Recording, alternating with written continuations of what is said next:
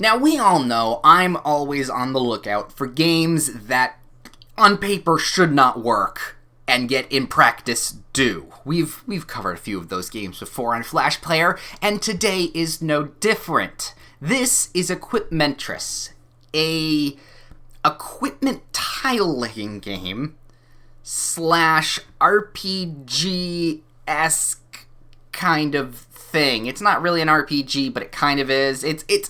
It's odd, okay? But what really got me was the aforementioned equipment tile placement game, because this takes a puzzle looting strange twist on equipping weapons and armor and whatnot, and I think with a little bit more work as well, because this has some problems. With a few more iterations of this game, it can be superb. As of right now, though, it is still pretty cool, so let's take a look at it, shall we? So right away, this game got me. It got me, okay? Because it has a weird equipment management system. And I love equipment management systems, okay? And this is a unique one that I don't think I've seen before. So we'll get into it. You start off this game as a real shit snowman, flesh golem with spindly arms and legs. Honestly, the people here are really creepy, but they're also terrible. They start off with 10 HP, 5 blunt, zeros across the board, real low RPG level character here. But, and here's where I love it, they also have equipment slots. Or at least weird square pieces of flesh missing of their body, where you can put equipment in. And equipment is tiles. Okay, so right now we have a dagger that does 1 slashing damage. It's shit. A javelin that does 8 piercing damage. Alright, we're going to take that and we're going to slot it into these spaces. Since this is a 2 by 1, or a 1 by 2 technically, tile, it fills in 2 out of the 5 tiles, and it actually, looks pretty good. It gives us plus 8 pierce damage. That's probably going to be our main attack value. More on that kind of shit later. We also have some tiny ones here. So we've got some thunder damage, fire defense, plus 4 luck. Okay, we're going to add some luck. I want to plus 3 fire defense, because that can come in handy real well, and plus 4 slashing defense. So right now, we've got our guy equipped. He's not the best. He's not supposed to be right now, but it's a start.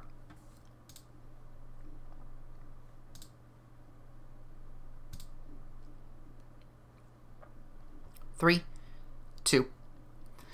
So the second part of this game, which is also kind of interesting, well, on a base level, the end part of this is actually kind of interesting.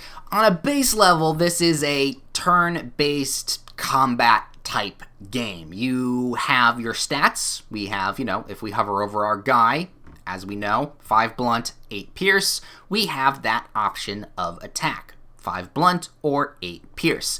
Now, you might think that going with the 8 pierce damage is the best, because, 8's greater than 5. But, maybe not. There are some defensive stats that we can buff. I, myself, chose one of those things. Plus 4 slashing defense. So we can now hover over this guy and take a look. Now, holy shit, that's scary, because he has plus 10.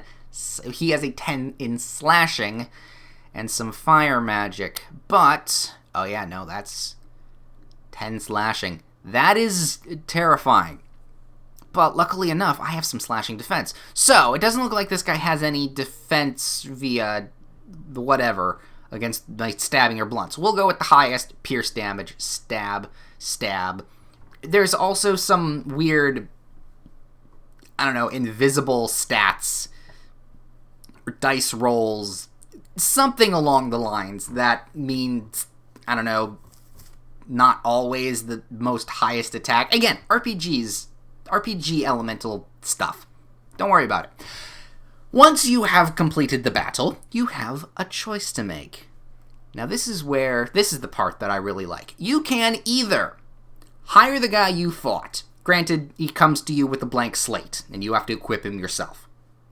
Which can be good later on, but right now we don't have the greatest of pieces of armor and equipment. So, instead, we're going to take that plus 10 slashing damage that we are afraid of. We're going to take it, we're going to click and drag with the mouse, and we're just going to loot it. And that's ours now. Okay? So, if we go back to equipment, this 8 piercing, pretty good, but we go to that 10 slashing, upgrade. And that's essentially the game. It is going as far as you can with upgrades and staying safe because, dear Lord, combat ramps up. It really ramps up here. And, going as far as you can, hiring new people, creating a group and outfitting them in order to get further and further. It's a very, very standard gaming loop, but with the mechanic of the equipment tile system, and also people you hire don't have the same, body layout for trinkets as you do. You start off pretty well. Later on, they get weird. Alright? 3 and up, you've got some weird body stuff that you should really see a doctor about here. So let's keep going. We have level 2 available. Now, one of the things that I will say about this game is that scaling difficulty it's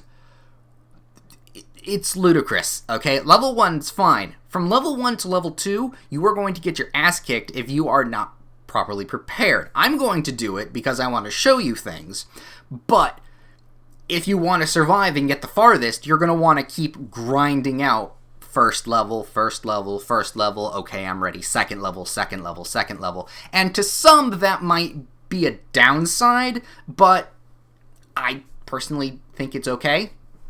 That's just me, though. That being said, though, if you do die, if your entire party wipes, you start back to level 0. Level 1, all your stuff's gone. So, difficulty via reward of pushing yourself, there's some problems that can probably be ironed out later on. But, for this video's sake, we're going to go check out level 2. Hey, it's 2v1. Great. But, as we see here, this guy has some green stuff. Ooh, he's got uncommon stuff. So if we win this fight, we can pick something really nice. Doubt we're going to, because he's got, he's not the strongest. And this guy right here, he's just a tank. Because that's 9 defense to all. That's a big block, but I can't equip that. It's got to get somebody else to equip that. So let's start off stabby. Alright, 10 slashing. Doesn't really matter what we go against this guy with, because, nothing. He's a tank. He's not going to do anything good here. Slash. Uh-oh. Oh, I did no damage to him. Yeah, and now I was defeated. Now, could I have fixed this by having another couple people in the party? Could I have had better equipment? I honestly don't know, because this is where, like I said, the scaling kind of fucks you in a respect. That's one of the only major criticisms I have of this game. Also, there are a few bugs that let you, I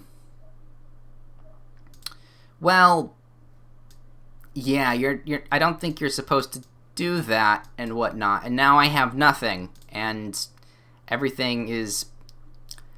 Yeah, there are some bugs that you have to be careful with, okay? But I think that this game, at this state right now, and further on iterations, if it is being worked on, can come to be something really, really great.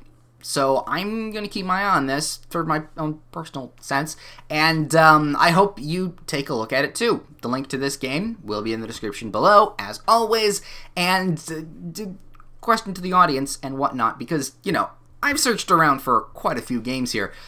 Do you know any good equipment management games? Because I'm really this has got me like hooked on a weird niche thing. So if you got any suggestions for like weird games like that, or any Flash player games, or any Flash games necessarily, although they don't always have to be Flash games, they can be Unity or other programs, drop a link in the description, not the description, the comment section, because while I have plenty of games to choose from, I'm always interested in hearing, what all of you are playing, and if I should check out something that I have passed over. So go do that, and then go play this game, because it's really quite something.